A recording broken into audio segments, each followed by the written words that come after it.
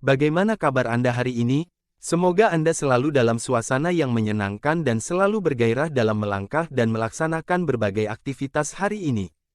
Dan tentunya Anda dengan penuh semangat dalam menyambut hari-hari cerah ke depan dengan berbagai rencana yang mantap. Semoga Anda selalu sukses dan selalu memperoleh banyak keberuntungan. Selamat bertemu kembali di channel Indo RI 1, channel yang berorientasi untuk memberikan kontribusi pendidikan dan pengetahuan kepada masyarakat luas, dengan harapan Anda akan mendapatkan informasi yang dibutuhkan. Terima kasih, Anda telah mengklik subscribe pada video ini. Semoga hari-hari Anda selalu dalam suasana yang menyenangkan, dan semoga Anda selalu sukses. Biografi Anies Rashid Baswedan, tentulah, sangat menarik, karena Anies Rashid Baswedan menjalani kisah hidup yang sangat istimewa, dan semoga Anda dapat mengambil hikmahnya. Di video ini, topiknya adalah Anies Rashid Baswedan. Semua hal-hal menarik yang berkaitan dengan Anies Rashid Baswedan akan disampaikan secara runut dan bersumber dari sumber yang terpercaya dan telah dipublikasikan. Anda akan menyaksikan banyak hal yang tidak atau belum Anda ketahui sebelumnya, dan tentunya, kami berharap, dengan menyaksikan video ini, Anda akan semakin banyak mendapatkan referensi, yang tentunya sangat berharga untuk Anda, untuk semakin yakin. Untuk mendukung referensi Anda agar lengkap, maka, pada bagian akhir dari video ini, kami akan sertakan cuplikan beberapa video, yang tentunya telah dipublikasikan oleh YouTube, sebagai bagian penting bagi Anda, untuk mendapatkan gambaran yang utuh. Terima kasih dan mohon izin, dari kami, channel Indo RI 1, kepada pihak-pihak yang kami sertakan, baik narasi maupun cuplikan videonya, yang tentu semua itu, kami bertujuan, agar Anda sebagai pemirsa, mendapatkan yang terbaik dari menyimak video ini. Channel Indo RI 1, mengucapkan kepada Anda, selamat menyaksikan topik utama video ini. Terima kasih. Anies Rashid Baswedan, lahir dan dibesarkan. Anies Rashid Baswedan, atau lebih dikenal dengan nama Anies Baswedan, dilahirkan di Kuningan, Jawa Barat, pada tanggal 7 Mei tahun 1969. Dalam keluarga, ia mempunyai dua saudara kandung yang menjadi adik-adiknya, yaitu Ridwan Baswedan dan Abdillah Baswedan. Anies Baswedan dibesarkan di Yogyakarta, dan orang tuanya bekerja sebagai akademisi. Ayahnya, Rashid Baswedan, adalah mantan dosen di Fakultas Ekonomi Universitas Islam Indonesia. Sedangkan ibunya, Aliyah Rashid, adalah guru besar di Fakultas Ilmu Sosial dan Ekonomi Universitas Negeri Yogyakarta. Anies Baswedan merupakan cucu dari Abdurrahman Baswedan, seorang jurnalis, diplomat, dan pejuang kemerdekaan Indonesia. Anies Rashid Baswedan menikah dengan Ferry Farhati Ganis pada tanggal 11 Mei tahun 1996. Pasangan ini dikaruniai 4 orang anak, yaitu Mutiara Anissa Baswedan, Mikhail Azizi Baswedan, Kaisar Hakam Baswedan, dan Ismail Hakim Baswedan. Ferry Farhati Ganis adalah lulusan sarjana psikologi Universitas Gadjah Mada, tahun 1996, dan kemudian melanjutkan pendidikan S2 di bidang Applied Family and Child Studies di Northern Illinois University, dan lulus pada tahun 2002. Anies Rashid Baswedan, sejak taman kanak-kanak sampai dengan perguruan tinggi, S1.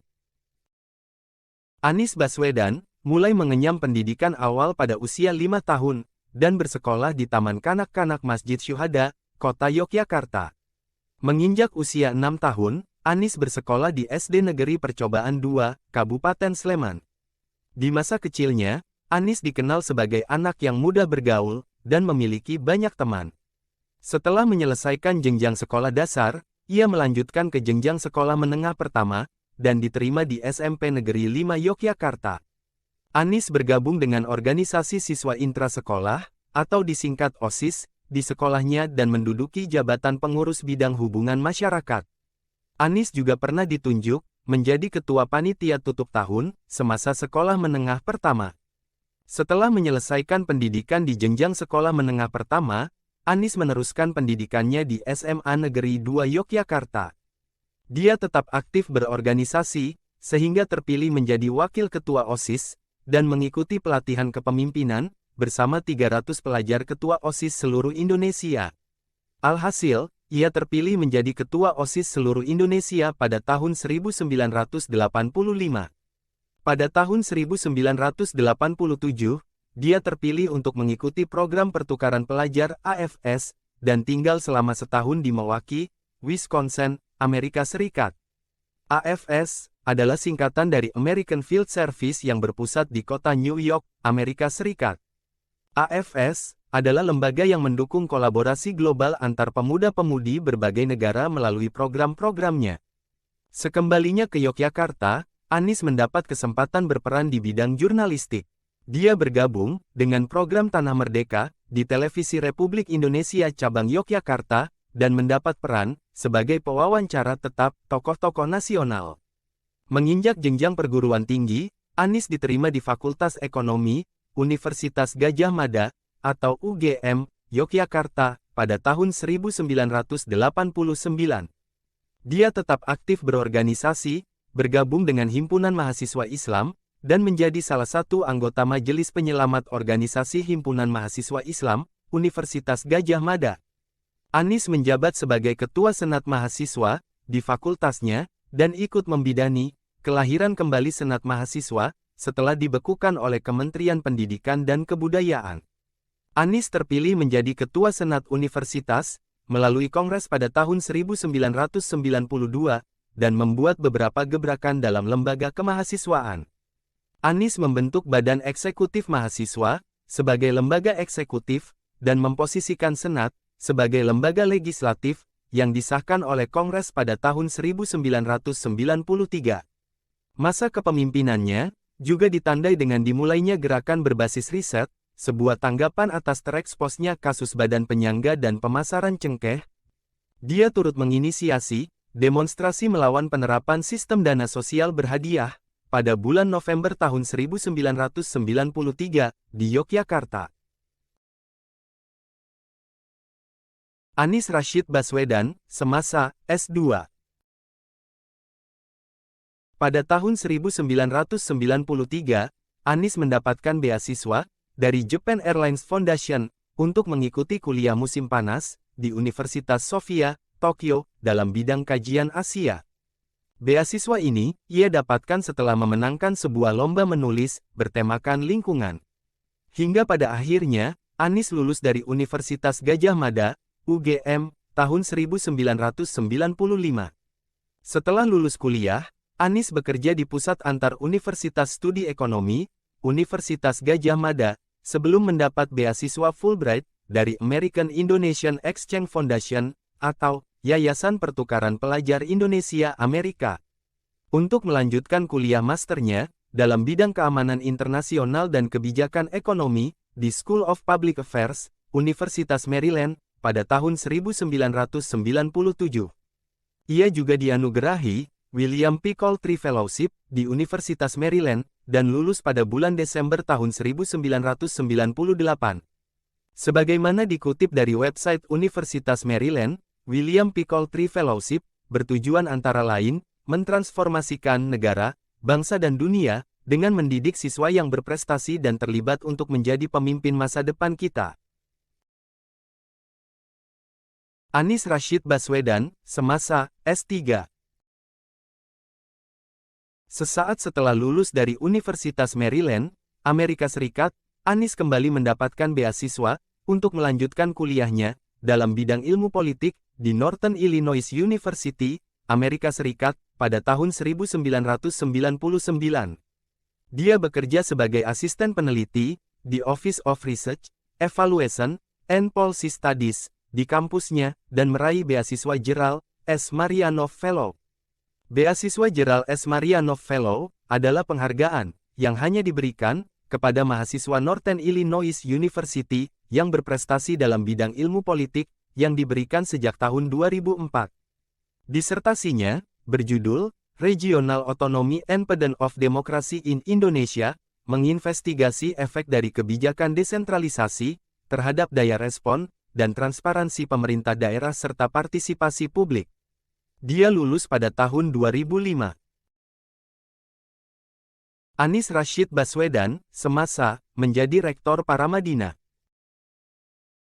Pada tanggal 15 Mei tahun 2007, secara resmi Anies Baswedan dilantik menjadi Rektor Universitas Paramadina menggantikan posisi Rektor sementara, Sohibul Iman. Saat itu, ia merupakan rektor termuda di Indonesia, di mana usianya pada saat itu adalah 38 tahun. Pada suatu ketika, ia terkesan dengan pidato dari seorang dekan, di Sekolah Pemerintahan John F. Kennedy, Universitas Harvard, yakni Joseph Nye, yang mengatakan bahwa salah satu keberhasilan di universitasnya adalah admit only the best. Maksudnya adalah hanya menerima mahasiswa terbaik. Melalui ide inilah, Anies menggagas rekrutmen pelajar-pelajar terbaik di Indonesia. Strategi yang dikembangkan olehnya adalah mencanangkan Paramadina Fellowship, yaitu beasiswa Paramadina yang mencakup biaya kuliah, buku, dan biaya hidup. Istilah Paramadina Fellowship adalah perwujudan idealisme dengan bahasa bisnis. Hal ini dilakukan karena kesadaran bahwa dunia pendidikan dan bisnis memiliki pendekatan yang berbeda. Untuk mewujudkan hal itu, Anies mengadopsi konsep penamaan mahasiswa yang sudah lulus, seperti yang biasa digunakan oleh universitas-universitas di Amerika Utara dan Eropa. Gebrakan lain yang dilakukannya adalah pendidikan anti korupsi di universitas yang ia pimpin, dengan mengajarkan tentang teoritis hingga laporan investigatif perihal praktik korupsi. Tindakannya menentang korupsi ditandai dengan tergabungnya Anies sebagai aktivis anti korupsi. Pada pemilihan presiden 2009, para akademisi dipercaya untuk menjadi moderator dalam debat calon presiden dan calon wakil presiden, dan ia dipilih oleh Komisi Pemilihan Umum sebagai moderator dalam debat pertama yang dilaksanakan pada tanggal 18 Juni tahun 2009. Anies kembali terpilih secara aklamasi oleh Yayasan Wakaf Paramadina sebagai Rektor Universitas Paramadina pada tanggal 5 Mei tahun 2011 untuk meneruskan masa jabatan sebelumnya. Di bawah kepemimpinannya, Universitas Paramadina memiliki kualitas pendidikan yang baik dan meningkat, serta memberikan pengaruh positif bagi masyarakat luas, baik dari dalam maupun luar negeri. Anies Rashid Baswedan, kiprahnya di KPK. Dalam kasus dugaan suap yang menimpa dua pimpinan Komisi Pemberantasan Korupsi atau KPK, maka, pada tanggal 2 November tahun 2009, dibentuk Tim Independen Verifikasi Fakta dan Hukum, atau disebut juga sebagai Tim 8, yang beranggotakan 8 orang. Dan Anies Baswedan adalah salah seorang dari anggota tim tersebut. Selain itu, dalam kasus Hambalang, pimpinan KPK membentuk komite audit, yang beranggotakan 5 orang, dan Anies Baswedan ditunjuk sebagai ketua komite tersebut. Anies Rashid Baswedan, kiprahnya di bidang pendidikan. Indonesia Mengajar, telah dicanangkannya, yang awalnya ketika Anies masih menjadi seorang mahasiswa Universitas Gadjah Mada, sekitar dekade 90-an. Pada masa itu, ia berguru, dan banyak belajar, dari Kusnadi Harjasumantri, mantan rektor Universitas Gadjah Mada, periode tahun 1986 sampai dengan tahun 1990. Pada tahun 1950-an, pria yang akrab disapa Pak Kus, pernah menginisiasi sebuah program, bernama Pengerahan Tenaga Mahasiswa, atau PTM, yakni, suatu program, untuk mengisi kekurangan guru sekolah menengah atas, di daerah-daerah terpencil. Khususnya, di luar Pulau Jawa. Dalam beberapa kasus, PTM ini, justru mendirikan sekolah baru dan pertama, di beberapa kota dan kabupaten. Pak Kus adalah inisiator, sekaligus salah satu dari 8 orang, yang menjadi angkatan pertama PTM ini. Dia berangkat ke Kupang, dan bekerja di sana, selama beberapa tahun. Sepulangnya dari Kupang, ia mengajak 3 siswa paling cerdas, untuk kuliah di Universitas Gadjah Mada, salah satunya, Adrianus Moy, yang kelak, menjadi Gubernur Bank Indonesia. Dari program inilah, yang menjadi sumber inspirasi, dicetusnya Gerakan Indonesia Mengajar.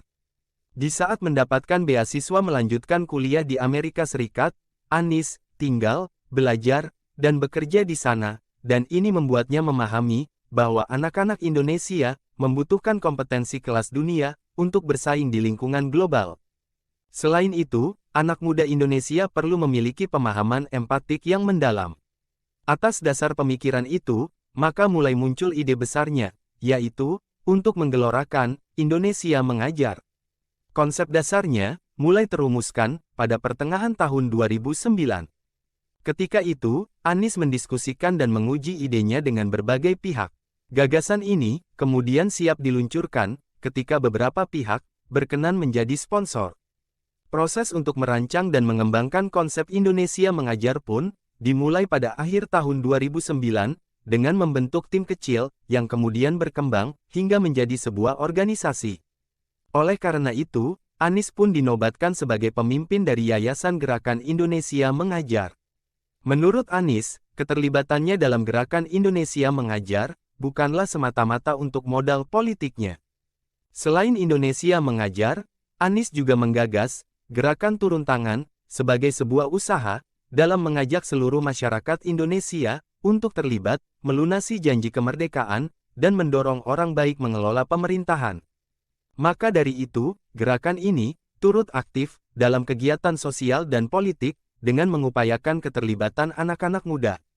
Gerakan Turun Tangan dibentuk olehnya pada bulan Agustus tahun 2013 dengan rasa kerelawanan tanpa pamrih. Melalui internet, gerakan ini dapat membantu relawan mencari, mengumpulkan, dan menggerakkan para sukarelawan di seluruh Indonesia berdasarkan keahlian masing-masing. Sistem pengelolaan relawan ini juga didukung melalui email dan layanan pesan singkat untuk mengundang para sukarelawan aktif dalam pelatihan sukarelawan di berbagai daerah. Gerakan Turun Tangan berupaya dalam menciptakan politik yang sehat dan matang. Misalnya saja, ketika penyelenggaraan pemilihan umum, di mana para relawan akan mengkampanyekan kepada masyarakat untuk lebih kritis dan mendorong kampanye yang dilakukan secara sehat tanpa adanya kampanye hitam. Anies Rashid Baswedan menjadi Menteri Pendidikan dan Kebudayaan. Sepak terjang Anies Rashid Baswedan di bidang pendidikan dan akademisi membuatnya diberi amanat menjadi Menteri Pendidikan dan Kebudayaan Republik Indonesia di Kabinet Kerja Pemerintahan Presiden Joko Widodo dan Wakil Presiden Muhammad Yusuf Kala. Sejak tanggal 27 Oktober tahun 2014, ia diangkat sebagai Menteri Pendidikan dan Kebudayaan Republik Indonesia. Ia menjadi salah satu menteri dari kalangan profesional di kabinet. Gebrakan pertamanya sebagai menteri adalah perubahan mekanisme pelaksanaan ujian nasional, kurikulum 2013, dan sertifikasi guru. Anies berpandangan bahwa pendidikan adalah kunci peningkatan kualitas manusia, di mana perlunya peran guru yang begitu sentral, sehingga kualitas guru juga harus ditingkatkan. Anies melakukan perubahan pertama dengan menunda pelaksanaan kurikulum 2013 dan kembali menggunakan kurikulum tingkat satuan pendidikan sebagai perangkat operasional pendidikan, serta menerapkan kurikulum 2013 pada beberapa sekolah secara terbatas. Pada mekanisme ujian nasional, Anies membentuk Indeks Integritas Ujian Nasional dengan tujuan untuk mengukur kejujuran siswa setiap daerah, dan juga penilaian ujian nasional diberikan penjelasan. Sehingga, ujian nasional tidak lagi menjadi tolak ukur suatu kelulusan, melainkan hanya sebagai pemetaan pemerataan kualitas pendidikan daerah. Selain itu, ia merilis program uji kompetensi guru dan sertifikasi guru, guna meningkatkan kualitas setiap guru di Indonesia, serta membentuk Direktorat Keayahbundaan untuk menguatkan peran orang tua dalam mendidik anak. Anies juga menghapus kebijakan masa orientasi sekolah dan digantikan dengan kebijakan masa pengenalan lingkungan sekolah. Ia juga mengangkat Direktur Jenderal Kebudayaan yang berasal dari non-PNS secara lelang terbuka dan terpilih, Hilmar Farid. Selain itu, diangkat seorang staf ahli bidang regulasi pendidikan dan kebudayaan, yaitu Katarina Girsang, bertujuan untuk meninjau dan menyederhanakan berbagai aturan dan program kerja di Kementerian Pendidikan dan Kebudayaan. Selain program kerja, Anies juga mencanangkan kampanye-kampanye gerakan, seperti menghidupkan kembali konsep pendidikan oleh Ki Hajar Dewantara, Gerakan Memuliakan Guru, gerakan membaca 15 menit sebelum memulai kegiatan belajar dan mengajar, dan gerakan mengantar anak di hari pertama sekolah, bagi orang tua murid, yang ditujukan untuk meningkatkan ikatan emosional orang tua dengan sekolah dan juga anaknya. Anies juga mengeluarkan berbagai peraturan Menteri Pendidikan dan Kebudayaan dalam rangka menciptakan rasa aman di sekolah. Anies Rashid Baswedan menjadi Gubernur DKI Jakarta. Pada tanggal 16 Oktober tahun 2017, Anies dan Sandiaga dilantik dan diangkat sumpah jabatan oleh Presiden Joko Widodo di Istana Merdeka, Jakarta. Rumah susun sistem sewa di zaman sebelumnya diubah oleh Anies menjadi sistem beli dengan DP 0 rupiah dan cicilan bunga flat 5% dengan harga 200 jutaan untuk ukuran 23,8 meter persegi dan 400 jutaan untuk ukuran 34,3 meter persegi. Program dan kebijakannya, seperti pembangunan kampung akuarium, revitalisasi pasar tradisional, penutupan Hotel Alexis terkait prostitusi, pembentukan tim gubernur untuk percepatan pembangunan, dan pembangunan Stadion Internasional Jakarta. Terkait sistem transportasi, Anies mengusung program OKO Trip yang diresmikan pada tanggal 14 Desember tahun 2017. Anies mentransformasikan program OKO Trip menjadi Jaklingko. Kata lingko adalah bermakna terintegrasi atau terhubungkan. Pada Maret tahun 2022, bis listrik diluncurkan demi mengurangi polusi udara yang berpengaruh terhadap perubahan iklim. Meskipun DKI Jakarta merupakan kota metropolitan yang padat akan pemukiman penduduk, akan tetapi Jakarta bisa menghasilkan hortikultura, misalnya beras. Untuk pertama kalinya, Jakarta mampu mengekspor beras sebanyak 19 ton ke Riyadh, Arab Saudi, melalui kerjasama antar bisnis oleh PT Food Station Cipinang Jaya, yaitu badan usaha milik daerah DKI Jakarta dengan Al-Rakib Universal Group. Dalam rencana pembangunan jangka menengah daerah, ia menerapkan program sumber daya air untuk pengendalian banjir, antara lain revitalisasi prasarana sumber daya air dengan konsep naturalisasi, pembangunan sumur resapan, meningkatkan revitalisasi kanal, revitalisasi sistem polder, pembangunan tanggul pengaman pantai, dan perbaikan tata kelola air. Pada tanggal 7 Januari tahun 2020, ketika virus corona mewabah di Wuhan, Tiongkok, Anies mengantisipasinya dengan menginformasikan melalui Dinas Kesehatan DKI Jakarta kepada seluruh rumah sakit untuk melakukan riset dan mendeteksi gejala-gejala pneumonia di Wuhan. Rapat pimpinan digelarnya bersama tim pengawasan orang asing imigrasi untuk membahas penyakit COVID-19 dengan tujuan untuk mengetahui dan mengantisipasi orang-orang yang datang dari tempat asalnya wabah.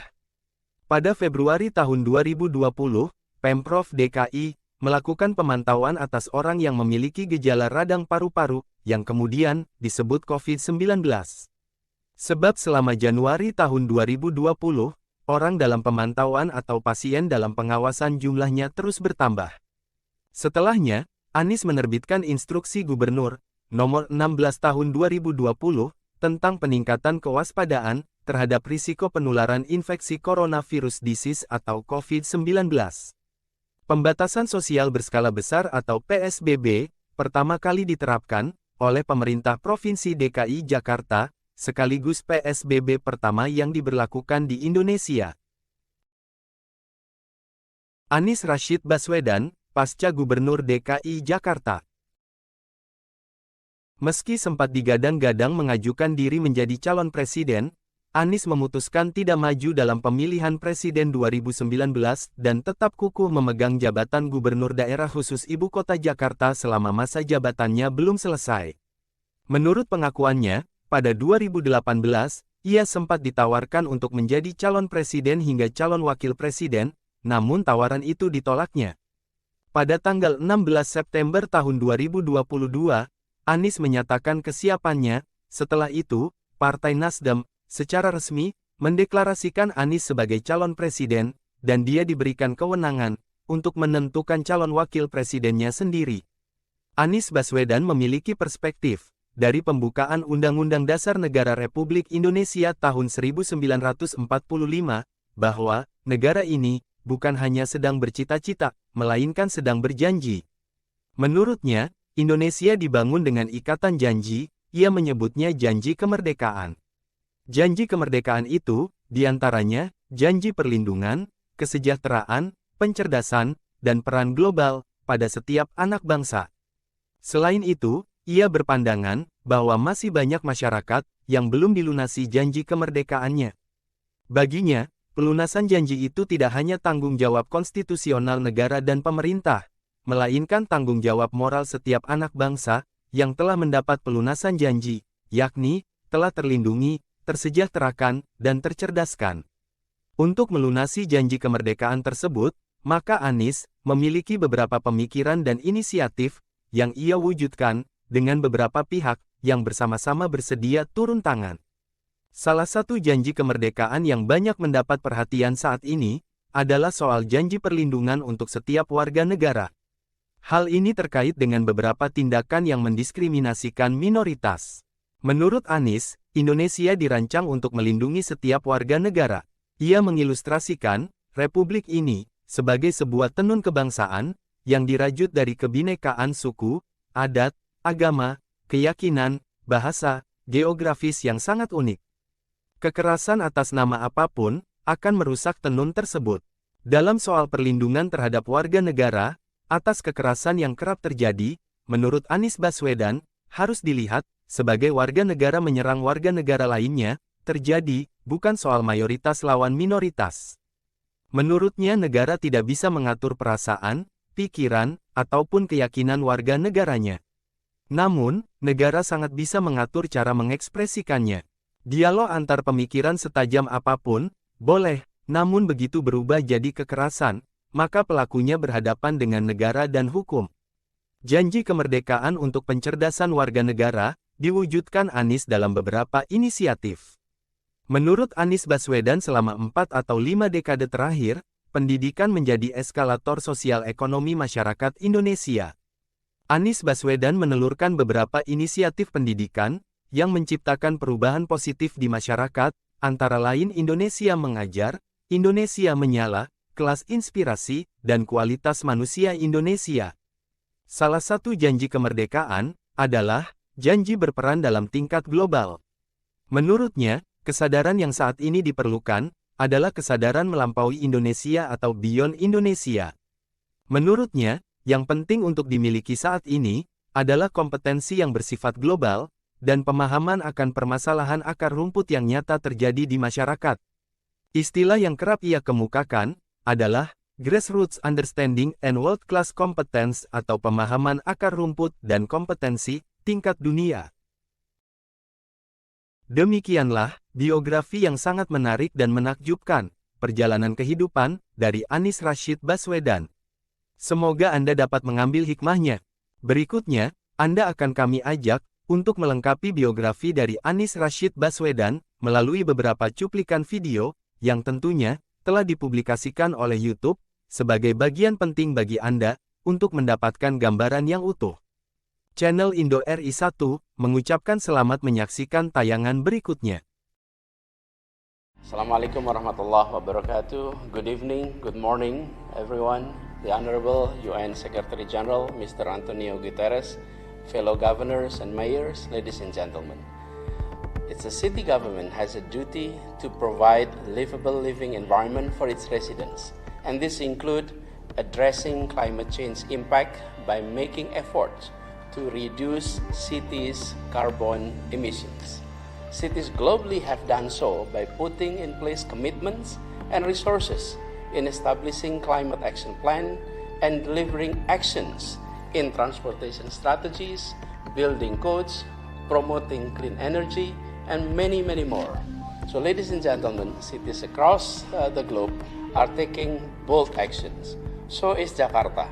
Jakarta commits to be a climate resilient city, and at the moment Jakarta is moving from car-oriented development to transit-oriented development, and Jakarta is leading in sustainable transportation and mobility transportations, and we would like to continue even further. So in these occasions, ladies and gentlemen, allow me to propose the assistance that cities needs from the UN. The UN may have a big role for supporting cities across the globe. First of all, the UN could encourage countries to acknowledge the achievements of climate actions at the city level, and that need to be calculated as part of national determined contributions of climate actions. Secondly, within the United Nations capacity, the organizations could lend a hand to foster vertical and horizontal integrations at actions and at policy levels. Lastly, toward the COP26, the United Nations could also support countries to develop comprehensive architecture and financing structure to translate the benefit that are obtained by national government in the global forum to be executed at the local level. Thank you very much. If I may interrupt, I just would like to say that we are fully on board with your suggestions. We'll do our best with our agencies and country teams to fully support your perspective and in our global advocacy with governments to do exactly what you ask us to do in relation to your own governments. Thank you very much. Truly appreciate. Well, Governor Bas Whedon, you've already influenced the United Nations with 2 minutes. Imagine if you had 4 minutes. Thank you. Thank you, Professor Tim Powers, Professor Paul Chasty, and all participants. Allow me to express my appreciation again. Thank you for having me after my first visit last May. And it was indeed one of the most memorable visits to a university. This is one of the oldest, and it was a very brief visit. So we planned to do a second one, and we thought by the time I completed my term as governor, we will have more time. That's what we thought. Apparently, that's not the case. And this is my second, and I truly appreciate the invitations, not only to the university, but also the invitation to serve as one of the board member for the Institute for ASEAN Studies here at Oxford University. So it is indeed a privilege and honor to serve. I look forward for that, and I'm very much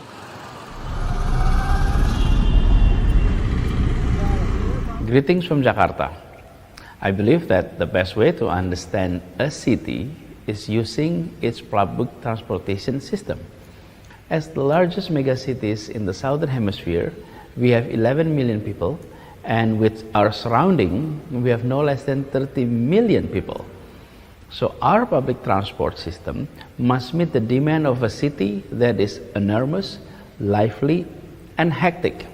So we have made the building of an inclusive, reliable, and sustainable public transport system as our priority in the past 4 years. 2 years ago, we were the runner-up for the 2020 Sustainable Transport Award from the Institute for Transportation and Development Policy and from the Sustainable Transport Award Committee for the best improvement in public transport system. And this year, we took up a notch by taking the top spot in the 2021 Sustainable Transport Award. The back-to-back award stood as an acknowledgement of our commitment and tireless effort in continuously improving, continuously transforming public transport system. So how did we do it? We challenged ourselves by aiming high. So these are a few issues, few goals that we set. One, making sure that everyone can access the public transport within 500 meters of wherever they are. Number two, increasing public transport mode share from previously 25% to 60% by 2030. And number three, converting all of our city buses to electric buses by 2030, that we now have 30 buses in trials. Number four, expanding bike lanes to 500 kilometers by 2030, and now we have 63 kilometers, and we will have 101 kilometers more in the next year. So our success in these transformations has not only been achieved through adding more lanes, buying more buses, or building more stations. That was the easy part. The hardest part and the biggest part is making sure that our public transport system is truly and fully integrated. A man considered in the running to become Indonesia's next president is former governor of Jakarta, Anies Baswedan, and it's a delight to welcome him into the studio. Thank you very much for coming in. Thank you for inviting, Beverly. Lovely to meet you. Now tell me, you've met with the Foreign Minister Penny Wong and also the RBA Governor Philip Lowe. I think every Australian wants to meet with him at the moment with these rising interest rates. It is a sign that our government is taking you very seriously and your potential presidential bid. What was important about you? What did you feel was important about coming here and meeting with someone like Penny Wong, someone like Philip Lowe? Yes, indeed. I'm delighted with the invite from the Australian government to visit. And we both were neighbors, and we'll always be neighbor. And we had worked closely on many issues. And the invite here gave me an opportunity to reconnect with many friends, academia, people in government, as well as business communities, for exchange of views. We share similar challenges in the region. Give us an idea of what are those challenges in your mind. For example, we are experiencing challenges in the environmental issues. Climate change is definitely an issue that we have to tackle together. And then about growth and prosperity in the region. And then also balance in terms of stability in the region. So many of that. And it's always good to hear a perspective of our neighbors. And I truly appreciate Australia's stance on many issues that Indonesia is facing, and including, which is always repeated, the importance of having an integrated territorial in Indonesia. And Australia has repeatedly saying that we supported an integrated Indonesia, and that is important for us too. Yeah. And on the other hand, you know, we would like to see more people-to-people exchange. I think on the G2G partnership has been very strong. I think this is among the highest of all time. And then the business-to-business need to grow even further. Terima kasih, Anda telah meluangkan waktu untuk menyaksikan video ini. Nantikan video berikutnya. Semoga hari-hari Anda selalu menyenangkan, dan Anda selalu sukses.